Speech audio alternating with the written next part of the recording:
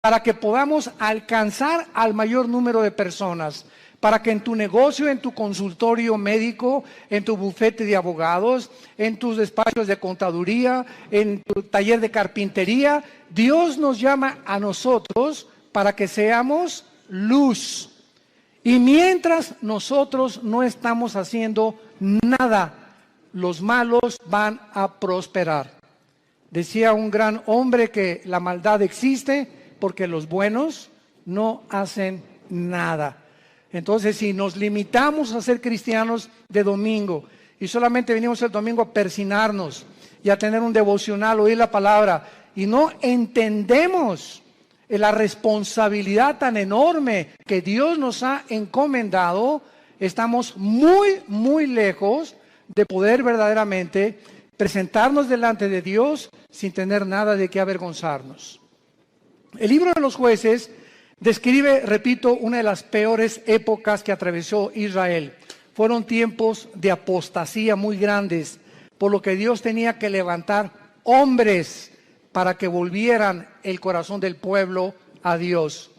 Estos jueces o estos líderes que en esta época Dios levantó, eran épocas de emergencia nacional y conducían al pueblo a la guerra, dirigiendo a la nación y ejerciendo las funciones de magistrados, de militares y de civiles al mismo tiempo. Porque en esta época, ¿verdad?, el sacerdocio estaba por los suelos y no había realmente un gobierno civil que se pudiera respetar. Esta es, en Jueces capítulo 6, la cuarta vez en el libro, la cuarta vez que Dios levanta una nueva generación que le fallaba a Dios. Y esta generación había sido cautivada por el mundo. Era una generación donde vivían, y vamos a comparar esta época, que por eso escogí este capítulo, con la crisis emocional, social, política, diplomática y emocional que estamos viviendo tú y yo en este siglo XXI al cual hemos entrado. Esta generación, ¿verdad?, dejaron de vivir separados para Dios y a desear el estilo de sus vidas mezclándose en las fiestas, en las diversiones, en todos los ritos paganos, con un cristianismo completamente diluido. El mensaje que se propagaba ya no era el mensaje del evangelio como ahora en nuestra época. Mi esposo y yo, que hemos estado viajando estos últimos meses, cada vez nos encontramos con todos los cristianos o iglesias a donde vamos, aquí, fuera de México, en Estados Unidos, buscando una iglesia que les dé alimento espiritual, que les dé una sana doctrina, que puedan realmente sentirse edificados con la palabra de Dios, y están buscando por todos lados por la forma tan diluida en la que el evangelio se ha propagado. Y al mismo tiempo vivimos una época de cinismo espiritual. Hace algunos días yo estaba en una conversación con una persona que conozco hace muchos años en Cristo. Bueno, este es solamente como un ejemplo de introducción al libro de los Jueces. Y esta persona yo la conozco ya hace muchos años. Es más, él vino y se convirtió bajo nuestro ministerio. Y entonces yo oí hace como algunos meses que él había abandonado a su esposa y había abandonado a sus hijas. Y se había ido, pues, desde luego con un amante, ¿verdad? Con otra muchacha, su secretaria, o no sé, no importa quién haya sido. Entonces me encuentro yo a esta persona y comienzo a decirle, oye, ¿qué fue lo que sucedió? ¿Verdad? Que estoy en mi corazón partido a la mitad por lo que tú has hecho. ¿Y saben ustedes lo que me contestó esta persona que tenía aproximadamente o tiene casi 15 o 20 años en Cristo? Bueno, pero ya nos perdonó Dios. Le digo, bueno, ¿te perdonó a ti? No, es que mi esposa pues ya también anda buscando otro. Pues claro, le dije, no se va a quedar a vestir santos.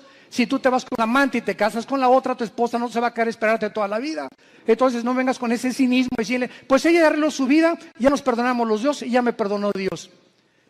Inmediatamente lo que yo detecté fue lo siguiente, que hay cantidad de personas que se llaman cristianas y que piensan de la misma forma, total que Dios me va a perdonar y me puedo divorciar y ya que me case con otro y forme otro hogar, entonces ya Dios me puede perdonar y comienzo nuevo. Porque Él me dijo, bueno, ¿y ahora qué sigue? Le dije, lo que seguía era lo siguiente: si tú abandonas a tu esposa por adulterio y por otra mujer, tú te arrepientes de tus pecados y esperas que tu esposa te perdone, y te esperas antes de casarte a que se case ella primera para que tú quedas libre.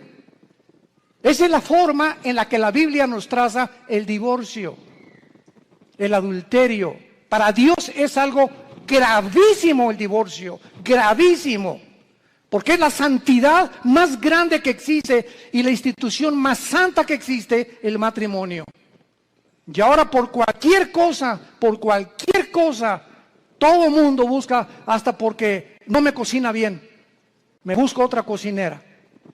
Es increíble la ligereza en la que la sociedad se encuentra actualmente. Y de acuerdo a la Biblia, la única causal de divorcio es el adulterio, nada más. Que me pega, pues te esperas y oras por él y se separan temporalmente, pero es el adulterio la única razón, y el abandono de hogar, que el gavilán te pega y se va con otra, que abre la jaula y que vuele lo más lejos que pueda. Pero bajo ninguna otra circunstancia la Biblia aprueba el divorcio. Todo esto lo vamos a tratar en el seminario de matrimonios allá en la Riviera Maya. Estoy preparando una serie de mensajes tremendos. Los esperamos que nos acompañen ahora en octubre. Y este es solamente un caso de cómo vivían los jueces. Era un tiempo de cinismo espiritual. Era un tiempo en que todo lo tomaban a la ligera. Al cambio que Dios me perdona. Esto se llama tomar la gracia con libertinaje. Aprovecharse de la gracia de Dios y vivir una vida de libertinaje. Pues al cambio que Dios me perdona. Vamos a ver estas crisis en la época de Gedeón. Capítulo 6. Del 1 al 5, veamos el escenario en el que se encontraba Gedeón. Los hijos de Israel hicieron lo malo ante los ojos de Jehová, y Jehová los entregó en mano de Madián por 7 años. Recordemos que Madián era uno de los hijos de Cetura, la segunda esposa de Abraham. Cuando se murió Sara, se casó con Cetura, y de ahí nacieron los madianitas. Lo podemos ver en Génesis capítulo 25. Entonces los madianitas eran primos hermanos de los israelitas, o medios hermanos de los judíos. Y la mano de Madián prevaleció contra Israel. Y los hijos de Israel, por causa de los madianitas, se hicieron cuevas en los montes, cavernas y lugares fortificados. Pero pues sucedía que cuando Israel había sembrado, subían los madianitas y amalecitas, y los hijos del oriente contra ellos subían y los atacaban. Y acampando contra ellos, destruían los frutos de la tierra hasta llegar a Gaz. Y no dejaban que comer en Israel ni ovejas, ni bueyes, ni asnos. Porque subían ellos y sus ganados, y venían con sus tiendas en grande multitud, como langostas. Ellos y sus camellos eran innumerables, así venían a la tierra para devastarla. No cabe duda que podemos nosotros, con esta introducción, poder comparar la época en la que nosotros estamos viviendo y el paralelo tan grande que existía en los tiempos de Gedeón y nuestro tiempo actual. Vemos en estos primeros 5 versículos la primera clase de crisis. Estaban atravesando una crisis social y de mucha violencia. Israel se había abandonado de los caminos de Dios. Dios los entrega en manos a enemigos, porque esta es la forma como Dios trata con todos nosotros. Dice la Biblia que mientras estamos en la luz, 1 Juan capítulo 1, la sangre de Cristo nos limpia de todo pecado. Bajo la luz, el diablo, los demonios no pueden meterse con mi vida, ni con mis hijos menores de edad, porque estoy bajo la protección de Dios. En el momento en que nos movemos y regresamos a la dimensión de las tinieblas, que es donde Satanás tiene acceso, Satanás no tiene acceso a la luz. Dios es luz y no hay tinieblas en él. Entonces las tinieblas están relacionadas con el pecado. El momento en que tú pecas, o ya traes una mujer en tu mente que no es tu esposa, o ya metiste pornografía a tu casa, o ya comenzaste a hacer cosas que son desagradables a los ojos de Dios, sin que tú te des cuenta, si tú mantienes este tipo de vida, comienza el cerebro y las emociones a ser afectadas, y entonces viene lo que se llama el engaño. Donde comienzas a engañarte, porque el pecado tiene el poder de engañarnos. Y comienzas a convencerte que no estás tan mal. No, esa es una prostituta, esa sí está mal. No, yo no soy con mi compadre si es borracho, parrandero y jugador. Yo por lo menos estoy casado con mi esposa y tengo mis aventuritas, ¿verdad? De vez en cuando, una canita al aire, pero de vez en cuando. Y Dios es un Dios que dice la Biblia, sus párpados nos examinan y nuestros caminos están delante de Él las 24 horas del día. Y cuando viene el engaño, cuando vienes tú a la iglesia a oír la palabra de Dios como los domingos o los estudios entre semana que muchos de ustedes toman o en el ITI, el propósito de Dios al exponernos a su palabra es abrirnos el entendimiento para convencernos de pecado. Siempre que hay un mensaje de la Biblia, hay algo que el Espíritu Santo usa que se llama la convicción de pecado, porque solo Él, ni el pastor, ni tu compadre, ni nadie te va a convencer que estás mal más que la palabra de Dios. Entonces nos exponemos a la palabra de Dios y tú en esta tarde que escuchas tienes esta oportunidad en la que Dios te está hablando. Yo no sé tu vida, muchos dicen es que ¿quién le contó mi vida? Nadie me ha contado tu vida, ni te conozco, mosco. Entonces ese es un problema tuyo y con Dios, pero Dios usa la Biblia y si tú cuando oyes la palabra de Dios no te arrepientes y sales por esa puerta igual que como entraste, viene lo que se llama la dureza del corazón, que se usa con la palabra porosis en el griego, que es cuando un carpintero o una persona que usa instrumentos de martillos y de cinceles, está golpeando y golpeando hasta que te salen callos en las manos. Esto es un fenómeno muy interesante.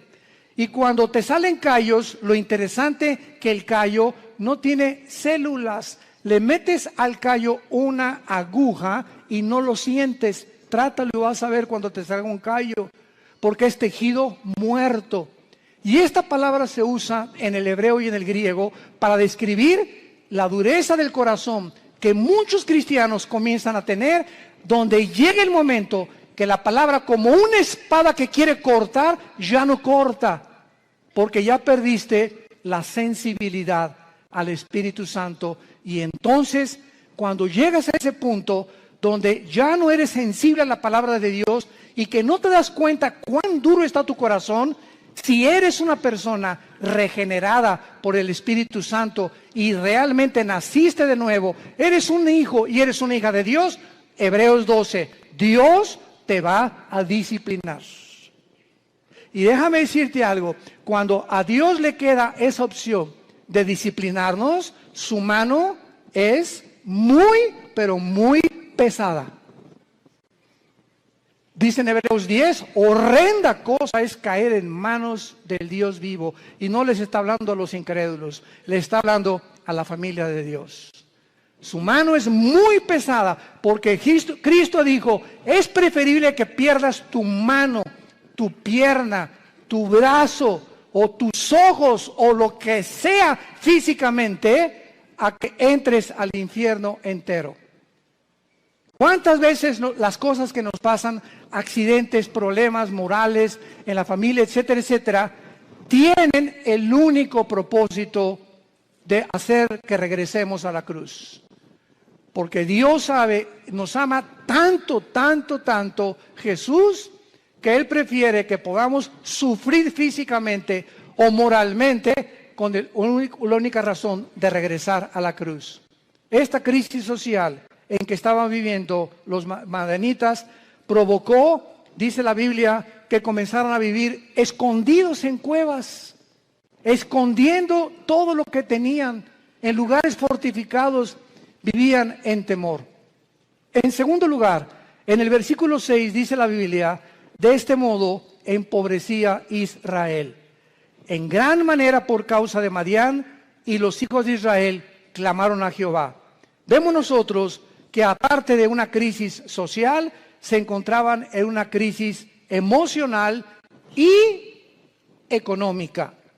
Gedeón se encontraba escondiendo el trigo para que no se lo robaran. Vivían bajo el temor y la inseguridad. Dice el versículo 11, vino el ángel de Jehová, se sentó debajo de la encina que está en Ofra, la cual era de Joás Abiserita, y su hijo Gedeón estaba sacudiendo el trigo en el lagar para esconderlo de los madianitas. Y en tercer lugar, no solamente vivían una crisis social y de violencia, una crisis económica y emocional, sino que la peor de todas era la crisis moral y espiritual en que se encontraban. Versículos 12 y 13. Y el ángel de Jehová se le apareció a Gedeón desde luego y le dijo, Jehová está contigo, varón esforzado y valiente. Y Gedeón le respondió, Señor mío, si Jehová está con nosotros, ¿por qué nos ha sobrevenido todo esto? ¿Por qué le pasó esto a mi hijo? ¿Por qué me chocaron el carro? ¿Por qué me robaron? ¿Por qué estamos en la condición en la que estamos? ¿Por qué estoy pide y pide trabajo y no encuentro por ningún lado? ¿Qué está pasando? Señor, si tú estuvieras conmigo, no estuviera pasando esto que estoy atravesando. ¿Y dónde están todas sus maravillas? Le sigue diciendo Gedeón al ángel. A ver, ¿dónde están las maravillas de Dios? Que nuestros padres nos han contado diciendo que nos sacó Jehová de Egipto. Y ahora Jehová nos ha desamparado y nos ha entregado en manos de los madianitas. Y mirándole Jehová le dijo, ve con esta tu fuerza y salvarás a Israel de mano de los madianitas. ¿No te envío yo? Vamos a ver esta aplicación rápido de las tres crisis sociales para continuar desarrollando esta conferencia. De la misma manera, la sociedad en que vivimos ahorita, vivimos una crisis social, oprimida por la inflación, las guerras, el hambre, las naciones fuertes oprimiendo a las débiles, crímenes, secuestros, robos, actos de terrorismo al inicio del siglo XXI. Agreguémosle esto, que vivimos, escuchen esto, vivimos la confusión política y diplomática más grande de la historia. Vivimos la confusión política más grande y diplomática de la historia. Podríamos decirle nosotros que nacimos después de la Segunda Guerra Mundial, que desde la Segunda Guerra Mundial, que Estados Unidos se levantó como la supremacía política, económica y militar del mundo, seguido por la Unión Soviética o las repúblicas socialistas soviéticas, hasta el siglo XXI hemos entrado a un punto donde ya entre las mismas naciones, a pesar de la grande tecnología y los avances científicos que tenemos, nos encontramos tan confundidos políticamente, donde ya los gobiernos del mundo ya no saben qué sistema de gobierno utilizar, si socialismo, si comunismo o socialismo y comunismo mezclarlo, si democracia, si monarquía, porque los sistemas que se han probado hasta el siglo XXI, las mismas democracias han fracasado.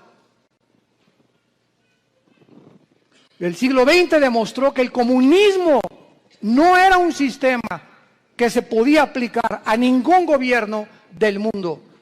Como lo dijo Mikhail Gorbachev en su libro La Perestroika. Vemos ahora que la democracia, pues se siguió el patrón de la democracia y el modelo de la democracia, porque era Estados Unidos el que iba como líder. Y los países dijeron, bueno, pues si en Estados Unidos el mejor vestido, el país mejor vestido, el mejor alimentado, el que más guerras ha conquistado, guerras ha ganado, y el que sacó al comunismo, al fascismo y al nazismo del siglo XX, vamos a seguir ese modelo. Y vemos ante nuestros ojos, al entrar aquí al siglo XXI, los que venimos desde el siglo pasado, que la democracia es una fanfarronería ya. Ya no es cierto que hay democracia, no es cierto que el pueblo gobierna, no es cierto que hay respeto por las instituciones. Vivimos una confusión, un caos político y diplomático, donde todos los sistemas se están derrumbando a nuestros ojos, todas las ideologías se están desmoronando, todo está cayendo delante de nuestros ojos, y ahorita los jóvenes, nunca como en los últimos 10 años había habido tantos suicidios de muchachos de 8 a 16 años. Nunca había habido tantos suicidios. Los jóvenes se están quitando la vida, no quieren vivir en el mundo que tú y yo vivimos. Y ahí están muchos de nuestros hijos también. Dichosos los padres que tienen una educación cristiana a sus hijos. Dichosos sean. ¿Por qué? Porque se están cansados de tantas mentiras, de tanta hipocresía que ven por todos lados. Y cuando nosotros, que se supone que somos la única luz, les mentimos y nos ven que somos completamente unos farsantes en el hogar, y peleándome enfrente de ellos y con mi esposa y yo, y dándoles un mal ejemplo, ¿qué les queda a los jóvenes? Si no es Jesús, ¿quién más entonces dicen ellos? Si Jesús no funcionó en mis papás, ¿cómo va a funcionar conmigo? Y en el día del juicio y el día del tribunal de Cristo daremos cuentas de todas estas ingratitudes y deslealtad que tuvimos hacia Dios. Vivimos un mundo de confusión y de crisis social. En segundo lugar, vivimos también, como en los tiempos de Gedeón, una crisis emocional y económica. La mayor parte del mundo ahorita está tratando por todos los medios de esconder su dinero. ¿En qué puedo invertir mi dinero? No se imagina la cantidad de correos que nos llegan. Oiga, ¿qué me recomienda, pastor? ¿Comprar euros o en el dólar o en Wall Street o comprar bienes y raíces? Dicen que el dólar va a seguir cayendo, que viene un caos económico en Estados Unidos que va a hundir el peso aún más todavía, etcétera, etcétera. Y todas las cosas que comienzan a bambolearse, como dice en Hebreos 12, voy a sacudir los cimientos del mundo, la economía, la política, los temas, todo va a comenzar a bambolearse. Así vivimos un mundo donde comenzamos a ver que todo es inestable, todo, no hay nada firme, todo está cayéndose a nuestros ojos, la moral por los suelos, como lo vamos a ver también, la política, la economía, la ideología, todo. ¿Qué entonces hacemos los cristianos? Vivimos una época de crisis, ¿quién lo puede negar? ¿Qué vamos a hacer entonces con el dinero? ¿Vamos a estar igual que el mundo, preocupándonos en qué invertir, escondiendo el dinero debajo del colchón de la cama? Es la crisis en la que estamos viviendo, emocional y económica. Y tantos impuestos, vive la gente angustiada, temerosos, llenos de estrés. La clínica Mayo en Rochester, una de las clínicas más prestigiadas en medicina, el Hospital Hopkins en Inglaterra, de Estados Unidos, de las instituciones más prestigiadas en medicina, llegaron a un acuerdo el año pasado, que la causa número 1 de problemas físicos en el ser humano actualmente y emocionales tienen una sola raíz. Ya no son ataques al corazón, entonces consecuencias, el problema y el peligro más grande que está asumiendo al mundo ahorita, robándole la salud, se llama el estrés. El estrés. Aún mismo el estrés te hace subir el nivel de tu colesterol y de tus triglicéridos. Así que si tú eres una persona que fuiste al médico y tienes más de 200 de colesterol arriba, o tu glucosa pasa de los 100 puntos, etcétera, etcétera, y tú dices, bueno, voy a entrar a una dieta, y crees que con la dieta se va a mejorar, claro que te va a ayudar, pero si no va acompañado con la paz en tu vida, y tú puedes estar comiendo todos los días lechuga y convertirte en el bunny books, en el conejo. No importa lo que puedas hacer, si tu vida no tiene paz y no tiene equilibrio y no tiene una estabilidad emocional, no importa lo que hagas, porque emocionalmente lo que descompone el organismo es el cerebro y la falta de paz. El estrés es un estado de angustia, de incertidumbre, que estás así, de enojo, de ira, de desconfianza en el mundo, andas como león enjaulado y se te atraviesa en el tráfico y quieres sacar la pistola y le recuerdas a la mamá y hasta a la abuelita le recuerdas cuando se atraviesan en el tráfico.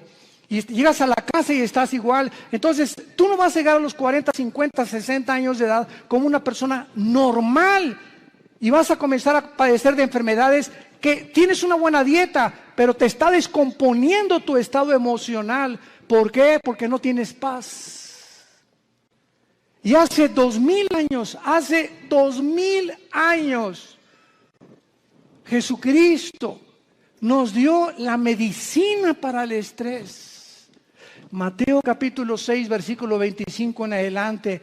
Por nada estén afanosos. La vida es más que el alimento y el cuerpo más que el vestido. Miren ustedes a las aves de los cielos. Aunque tú en tu cerebro no lo puedas captar, ni lo puedas dimensionar, los pajaritos, cada pajarito de cada campo, de cada bosque en el mundo, cada pajarito depende de mi Padre.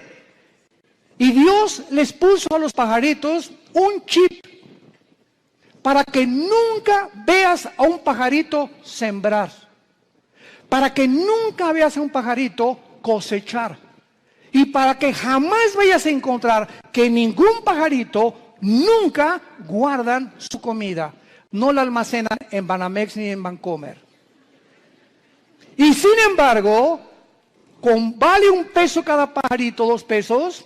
Y si mi Padre los alimenta, ¿cuánto más ustedes, que di mi vida en una cruz, que resucité de los muertos, que cambié la historia, que me apareció más de 500 personas en los primeros meses y años de mi vida, y que vivo en el corazón de muchos de ustedes? ¿Cómo es posible que hayas llegado a ese punto donde dudes que te voy a dejar? Ahora que estábamos mi esposa y yo en Acapulco, no estábamos ni en la playa. Siempre que, igual cuando vamos a la Riviera Maya, ¿verdad? Lo que menos, ni a la alberca nos da tiempo de meternos, porque vamos a ministrar a la gente. Y estábamos en Acapulco y tuvimos el desayuno, 600 personas. Fue una vez, como no se imagina qué bendición fue. Nuestra iglesia en Acapulco está creciendo tremendamente. Bueno, en la consejería llegó una muchacha este fin de semana pasado y nos dice a mi esposa y a mí, de 18 años, ay, pastores, ¿qué te pasa, nena? Pues no tengo trabajo. Nena, ¿tienes papá? Sí. ¿Y mamá? También. ¿Cama para dormir? Sí. ¿Y comida? Sí. Entonces, ¿y eres cristiana? Sí. Entonces, ¿por qué estás en esta condición? Dale gracias a Dios y dile, Padre, gracias por mi papá, tengo cama, tengo alimento, tengo que vestirme, me están pagando la escuela y te preocupas porque no tienes trabajo y llegas a un estado de estrés en el que casi te estás desmoronando enfrente de nosotros. Le dije, eres una incrédula. Tú no puedes tratar a Dios de esta manera. El día que tú le des gracias a Dios por lo que tienes y no te fijes en lo que no tienes, Dios te va a dar el trabajo. Fíjense ustedes cómo somos, ¿verdad? ¿Cómo somos nosotros? ¿Cuántos refugiados salen ahorita de Siria? 6 millones. Velos en los periódicos, velos en los videos, con una maleta, con 3 cambios de ropa o 2 a lo mucho, con 3 o 4 chamaquitos detrás de ellos, sin saber qué país les va a abrir la puerta, sin saber si mañana van a dormir en la tierra, en un camión, si los van a matar. Y nos estamos quejando nosotros. ¿Será posible que seamos tan malagradecidos? Y siempre viendo lo malo, siempre no tengo esto y no tengo aquello, pero tienes vida y vives en un país libre, tienes padres, tienes una casa, tienes un petate donde echarte, tienes guaraches.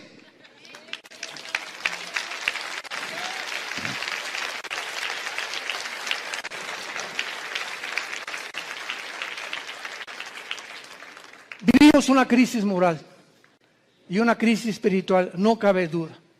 Y tenemos que entender que no es como comenzamos, recuerda esto, sino como terminamos lo que vale delante de Dios. Como este muchacho que comenzó muy bien, 20 años discipulándolo, se va con una otra chamaquita y deja a su esposo y todo. Le digo, recuerda que no es como comenzaste, es como terminaste. Y estás terminando mal. Le dije, vas mal y vas a acabar mal. Comenzaste muy bien, pero todo aquello que tú hiciste no te será tomado en cuenta, porque lo que importa es cómo llegamos a la meta. Lo que va a contar delante de Dios.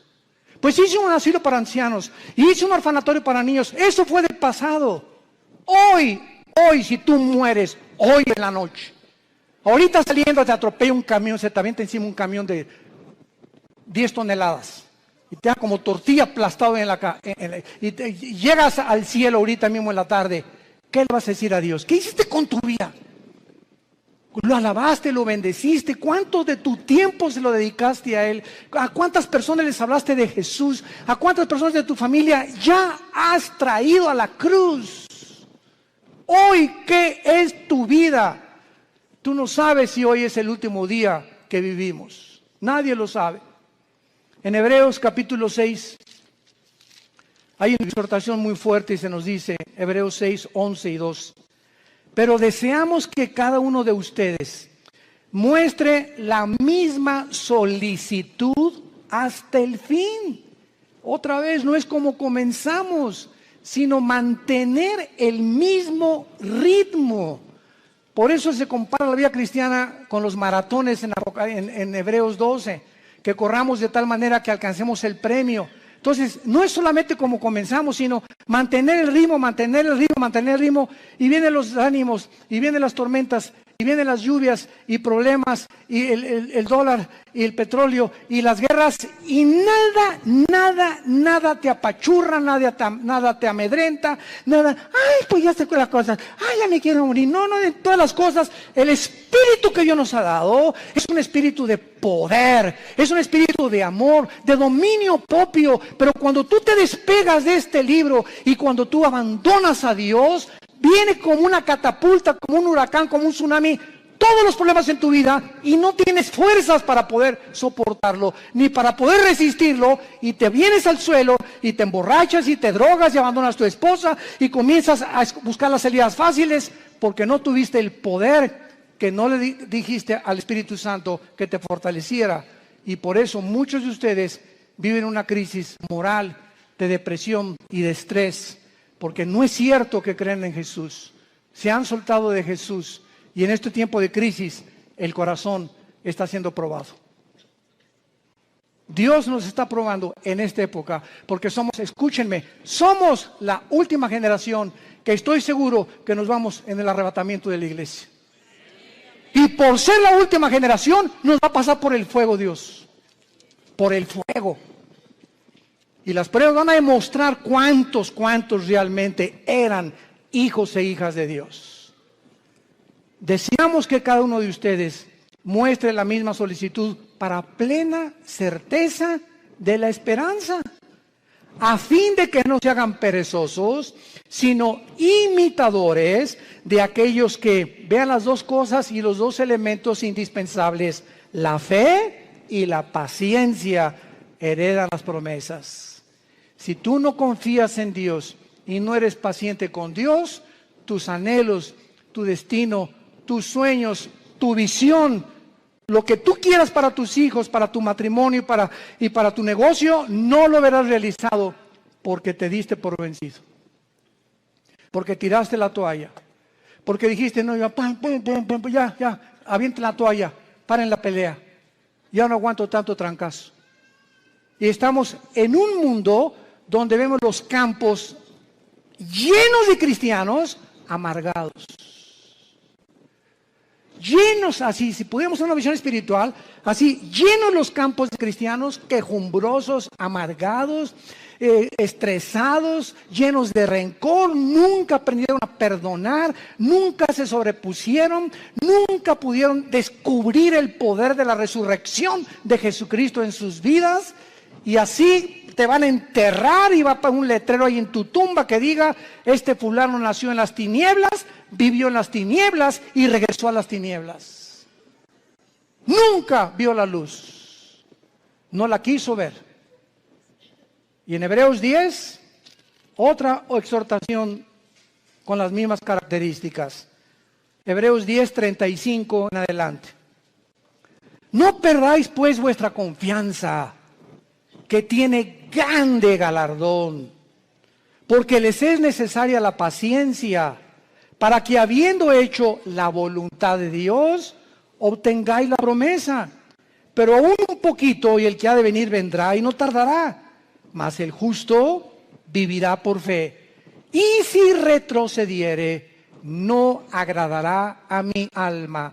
Pero nosotros no somos de los que retroceden para perdición, sino de los que tienen fe para preservación del alma.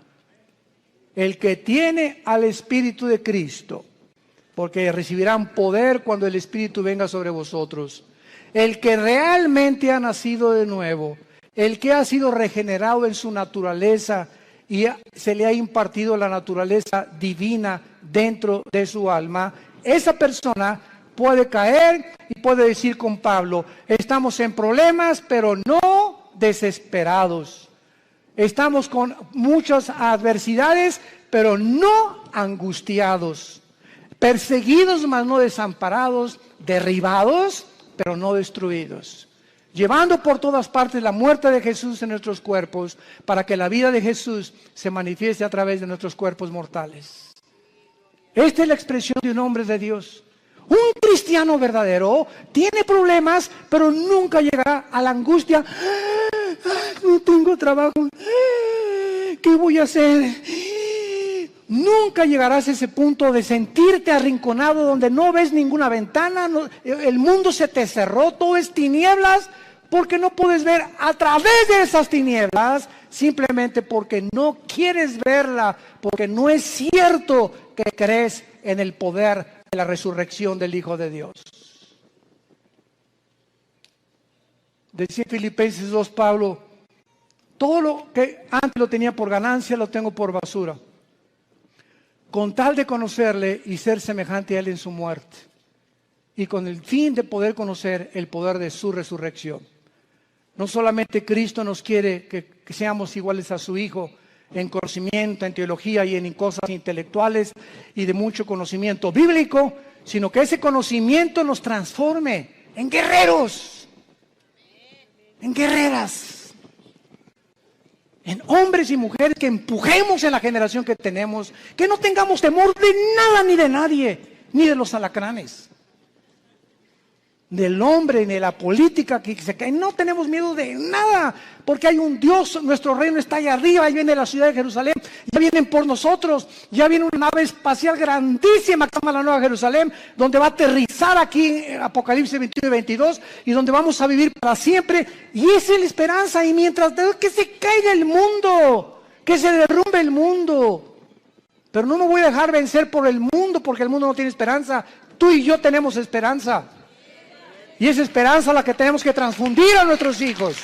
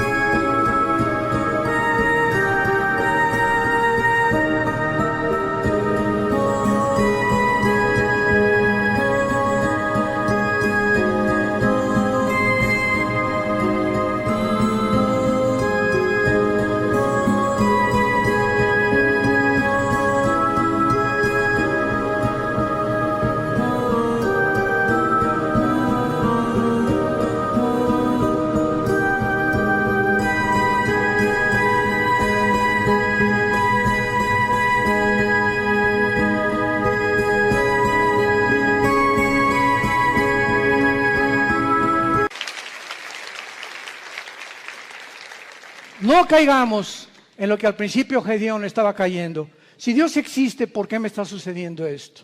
¿Por qué Dios no me sale de mis problemas? ¿Por qué me permitió Dios que me casara con esta persona? ¿Por qué Dios me ha abandonado? Cuando entramos en ese punto de depresión, es tan difícil que podamos nosotros salir de él. En el versículo 14 de Jueces 6 de nuestro pasaje, vemos que Dios habla en tiempos de crisis. Y mirándolo Jehová le dijo, ve con esta tu fuerza y salvarás a Israel de mano de los madianitas. ¿No te envío yo? Ante todos estos cuestionamientos de inseguridad, ese es el problema. Que estamos viendo alrededor lo que el mundo, las noticias y cómo el mundo se está desmoronando ante nuestros ojos, pero no vemos el poder que tenemos dentro del Espíritu Santo. ¿Por qué creen que Dios nos dio el Espíritu Santo? Dice, les daré poder, porque no lo tenemos. Y es un espíritu de poder, es un espíritu que nos va a hacer sobreponernos a todo lo que atravesemos. Aunque pasemos por el fuego no nos quemará, por el agua no nos ahogaremos. Y aunque un ejército nos rodea a nuestro alrededor, Jehová es mi luz, mi salvación y mi esperanza. No temeré de nada ni de nadie, Él es mi pastor, nada me faltará. Aunque ande en valle de muerte, no tendré miedo de nada ni de nadie. Y todo este espíritu y toda esta capacidad que tenemos dentro es precisamente para vencer al mundo. Y dice 1 Juan capítulo 5, todo el que es nacido de Dios vence al mundo. Y esta es la fe que ha vencido al mundo, nuestra fe. Entonces tenemos que entender, si no somos vencedores y somos un grupo de cristianos tirados, quejumbrosos, tirándose, ni hacen almas y te dejas llevar con todas las malas noticias del mundo y por acá y por allá, simplemente es porque te has desconectado de la fuente de energía. Porque separados de Él, nada podremos hacer. De la misma manera, Dios te habla y te dice lo mismo. Te he llamado para enviarte a tu familia. ¿Por qué crees que te salvé, dice Dios en esta tarde? ¿Por qué crees que tú fuiste el primero en tu familia en conocerme? Vas a llegar con tu familia y si son religiosos o son mormones o son masones o son musulmanes, no importa, todos venimos de familiares con diferentes ideologías. Y Dios toma a una persona en la familia para iluminarla, para darnos el conocimiento. Así comenzamos en nuestra propia familia. En la familia nosotros comenzamos con mi hermano Alejandro, que es el director del Instituto Teológico Internacional. 2 años después me convertí yo, después mi hermana, mi mamá, mi abuela, que fue presidenta de la Acción Católica, 35 años, la viejita se convierte a los 82 años. Que fue la que murió a los 93 años, Dios la tenga en su presencia. Pero toda la familia de repente verá con el testimonio, con todos ahorita, todos los nuestros, ¿verdad? Desde luego, ya primos tenemos que no, pero lo que somos hermanos y todos de nosotros, todos somos cristianos y todos servimos a Dios. Fue una bendición enorme, una gracia que Dios nos dio. Pero ¿por qué, verdad? Porque esa es la misión de Dios, salvar familias. Tú y tu casa, yo y mi casa serviremos a Jehová, dijo Josué antes de morir. Y si ustedes creen que no vale la pena servir a Dios, sirvan a los ídolos. Pero yo y mi casa serviremos a Jehová. Y finalmente,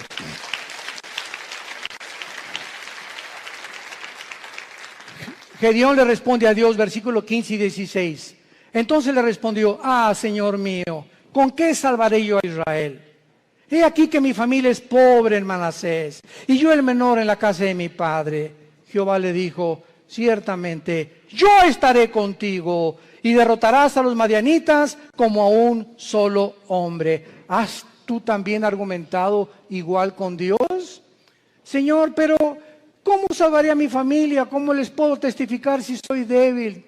¿Cómo me pones a mí de maestra escuela dominical si con trabajo sé enseñar? ¿Cómo me quieres mandar a mí de misionero si tengo miedo de los afganistanes ahí en Venezuela? ¿Cómo me mandas a mí de estas cosas? Y siempre estamos viéndonos nuestras capacidades. Siempre estamos viendo lo que nosotros podemos o no podemos hacer. ¿Cómo no me van a mí escuchar si en mi clase les hablo? Pues soy tartamudo, Señor. No veas tu tartamudez, no veas tus discapacidades, no veas tus debilidades, velo a Él. Eso fue lo que Moisés le dijo también. ¿Cómo me mandas a Faraón? Y le dijo Dios, ¿qué no hice yo el oído y no hice yo la boca? No tengas miedo, vas en mi nombre y yo te daré el poder y la capacidad que ni siquiera conocías, porque cosas que están ocultas y que no han consumido el corazón del hombre y que el hombre no ha conocido son las que Dios tiene escondidas y guardadas.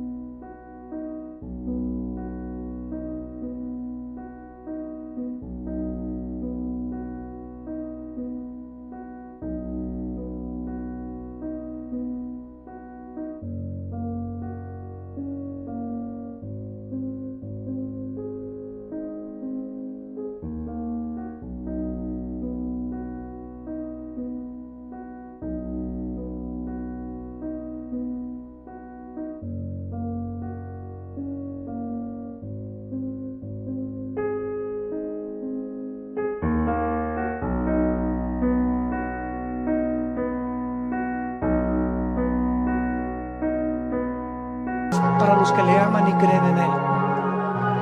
Ve, sé valiente, ve con tu familia, sé valiente con tus amigos, sé valiente en tu trabajo, háblales del Señor, háblales de Cristo. Tú no te imaginas, cuando acabes de hablar, te vas a preguntar, ¿fui yo? Así es, comenzamos a desconocernos. Yo antes de subir un púlpito, ¿verdad? Estuve 3 años de misionero, primero en la sierra. Ahí comencé yo de misionero, lo comentaba ahorita en la mañana al pastor César. Durmiendo en pisos de adobe entre Oaxaca y Guerrero, en la Costa Chica, en la Costa Grande, del 77. Este año, con la gracia de Dios, cumplo 40 años de servir a Dios. Este año. Gracias a Dios. Pero comenzamos. Dormíamos en ladrillos, envueltos en periódicos. Me dio malaria, me dio tifoidea 2 veces, temperaturas de 40 grados. Si no había un doctor por ahí, yo no estaría vivo ahorita.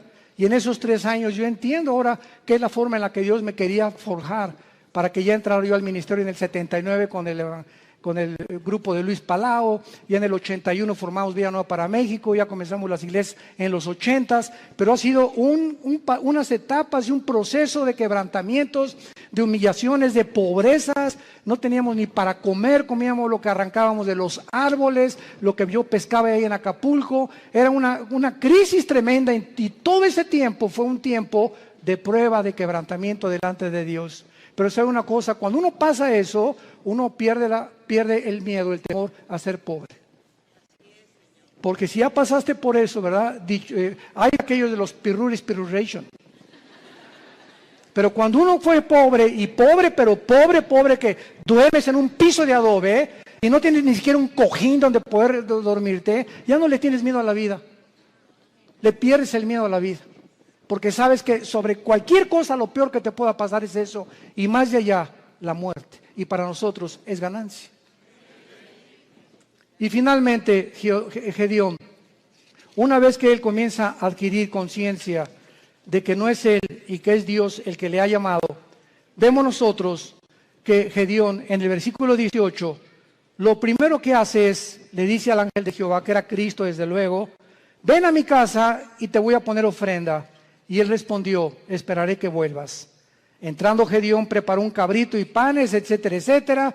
Entonces el ángel de Dios, ya que tenía toda la ofrenda, le dijo, toma la carne y los panes sin levadura, ponlo sobre esta peña y vierte el caldo. Y él lo hizo así. Y extendiendo el ángel de Jehová el báculo que tenía en su mano, tocó con la punta la carne y los panes sin levadura, y subió fuego de la peña, el cual consumió la carne y los panes sin levadura. Vemos nosotros que lo primero que hizo Gedeón fue inmediatamente, después de recibir las noticias, buscar una ofrenda a Dios. Lo primero que un hombre y una mujer cambian cuando comienzan a conocer a ese Dios todopoderoso es que no existe, ni he conocido yo a ningún cristiano grande y poderoso y maduro en el Señor que no sea generoso. Porque es la avaricia y la envidia y la codicia de los bienes materiales lo que nos impide a muchas personas recibir las bendiciones de Dios. Gedeón buscó una ofrenda inmediatamente. ¿Qué le podemos nosotros ofrecer ahora a Dios? Romanos 12:1. Número 1, nuestro cuerpo. Síganme con mucho cuidado. Presentar vuestros cuerpos en sacrificio vivo. Romanos 12:1. Santo, agradable a Dios, que es vuestro culto racional. En el original griego dice, es la manera más racional para vivir. Si tú quieres servir a Dios, lo primero que comienzas es cuidar tu cuerpo. Y no solamente de lo que comes, sino también sexualmente. Nadie puede servir a Dios cuando hay una sensualidad o una sexualidad no controlada. El hombre más sabio de la historia, Salomón, y el hombre más fuerte de la historia, Sansón, los dos fueron vencidos por una mujer que no era su esposa. Y aquí está en la Biblia como ejemplo para que podamos aprender a no confiar en nosotros mismos. El que mire que está firme, mire que no caiga. No jueguen con el pecado sexual. No juegues ni te dejes tocar por tu novio. No toques a tu novia si la quieres. ¿Por qué? Porque eso es santo delante de Dios. No salten a privilegios, jóvenes que me escuchan, que no les corresponden. Espérate hasta el matrimonio. El acto sexual es solamente permitido por Dios y grandemente bendecido dentro de la esfera del matrimonio.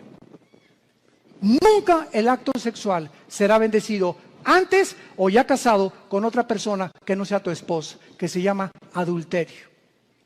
Mientras nuestros cuerpos no sean santos delante de Dios y no tengamos limpia el alma sexualmente y también físicamente, ¿verdad?, una alimentación adecuada, vamos a impedir nuestro avance y las cosas grandes que Dios podía haber hecho con nosotros, no las hará.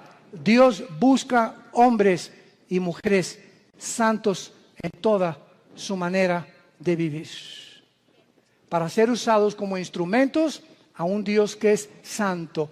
Dice en 2 de Timoteo, Pablo, en una casa hay trastos sucios, en tu casa tienes en el fregadero vasos sucios y tienes en la vitrina vasos limpios. Si llegan invitados, ¿qué vasos usas? Los limpios. Y así en el servicio a Dios hay cristianos sucios que están en el fregadero ahorita. Ahí están, Dios que está queriendo lavarlos y no los usa Dios. Y quieres que te use Dios, pero no te puede usar porque no estás limpio, entiéndelo. Entonces, si hay algo que Dios quiere usar ahorita y no aprovechamos esa oportunidad, va a buscar a vasos limpios Dios, porque Él es un Dios santo. No nos perdamos esta oportunidad de servir a Dios por nuestra falta de limpieza y de santidad, porque estamos viviendo ante un Dios santo. Y finalmente, dice el versículo 24, y edificó allí Gedeón altar a Jehová y lo llamó Jehová Shalom, el cual permanece hasta el día de hoy y de Ofra. Vemos nosotros que Dios le dice a Dios, yo soy tu paz, y mientras yo tenga tu paz y yo gobierne tu vida sexual, tus pensamientos, tus emociones, tu destino, tú vas a ser un vaso que te vas a rendir. Y nunca nadie ha podido imaginarse lo que Dios puede hacer con un hombre y con una mujer enteramente rendidos bajo su poder. Te damos gracias, Señor, por tu palabra. Gracias, Señor, porque esta es la paz que podemos tener en medio de cualquier crisis. No importa la crisis que atravesemos, si no tenemos paz, seremos arrastrados con el mundo que nos rodea. Es la paz que tú necesitas también, y entonces vas a entender que Dios te dice, no temas, yo estoy contigo. Yo soy tu Dios que te esfuerzo, sé valiente. Nunca te dejaré, nunca te abandonaré. Vas a entender que Él es suficiente. No necesitamos nada ni nadie más que a Él. Su poder con el que hizo el universo nos levantará, nos fortalecerá siempre. Que te pide que le entregues tu vida completamente en sacrificio santo, agradable a Dios, y que necesitas hacer la paz con Él en esta tarde si no la tienes. Dice el libro de Job 22:21, amístate ahora con Él y por ello te vendrá la paz. Haz a Jesús tu amigo y vas a conocer una paz que sobrepasa el entendimiento, que guardará tus pensamientos y tu corazón en medio de cualquier crisis que atravesemos, porque Él es Jehová Shalom, el Señor nuestra paz. En el nombre de Jesús. Amén. En esta tarde, César, vamos a hacer el llamado, hacer el llamado ahorita para muchos de ustedes que no han recibido a Cristo, pero les pido que se pongan de pie para que recibamos esta bendición pastoral antes de que se vayan a sus hogares. Con todo tu corazón, con todas tus fuerzas, con toda tu mente, recibe esta bendición. Dios bendiga tu vida. Oh Dios, dile en tu corazón, sí, Señor. Dios bendiga tu matrimonio. Dios bendiga a tus hijos. Dios bendiga a tus padres, a tus hermanos, tus animales domésticos. Dios bendiga tu trabajo, tu entrada y tu salida. Dios ponga sobre ti su paz, que guarde tus pensamientos y tu corazón. Que seas lleno de todo conocimiento y sabiduría que viene de lo alto. Y el Dios de esperanza, que te llene de todo gozo y de paz en el creer, para que abundes en esperanza por el poder del Espíritu Santo. Les bendecimos en el nombre que es sobre todo nombre, en el nombre de aquel que mora dentro de nosotros, que vive dentro de nosotros y que nos dice: estoy contigo todos los días de tu vida hasta el fin del mundo. Sé fiel hasta la muerte